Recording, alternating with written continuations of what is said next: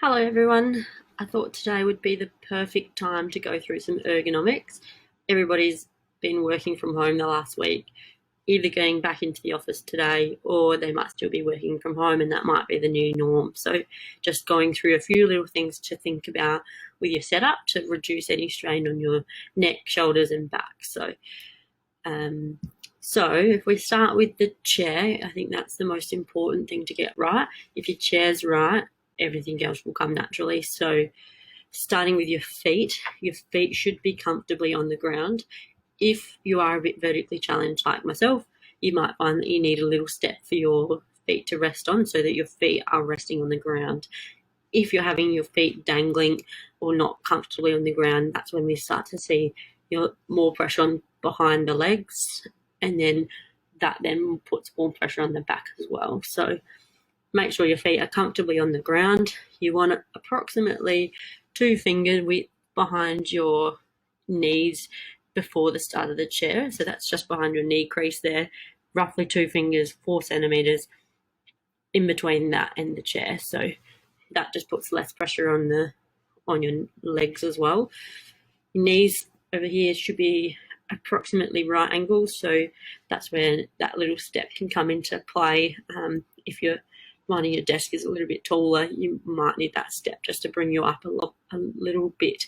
So knees approximately right angles, feet supported on the floor. The chair back, that should support your whole spine, so it should come all the way up to your shoulders. If you have a bit of a shorter backrest, you can find that you're not relaxing back into it as much, and that's where we see your neck and things start to fall forwards, and then you put more pressure on your neck, having to hold it up against gravity all day. So making sure that it is a tall chair that supports your whole spine.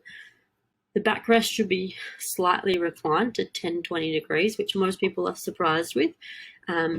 If you're sitting bolt upright, that's when over time gravity will start to play a part and bring you back forwards, and you'll be working against gravity all day to try and keep yourself upright. So if your backrest is slightly reclined to 10-20 degrees, then you should find that your whole back is relaxed into the back of the chair. Gravity is helping you to keep your head and neck into a good position rather than working against you. So that's a really good tip to take into consideration.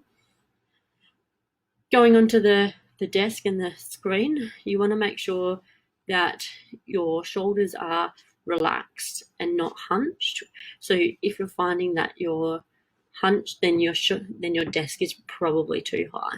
If you're nice and relaxed through your shoulders and your forearms are roughly horizontal, then you know that your desk height is about right. Your screen should be fingertips away, so if you're reaching your hand out from a comfortable sitting position, your screen should be just touching your fingertips. If it's any further away, most people will find they have to bring their head forward to read the text and see what they're doing.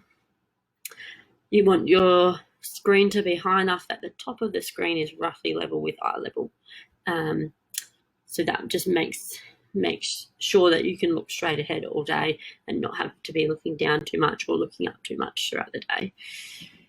Your screen or anything that you're using regularly, you want to be straight in front of you. So if you're using 2 screens, you might try and work out what percentage of the day you're using both.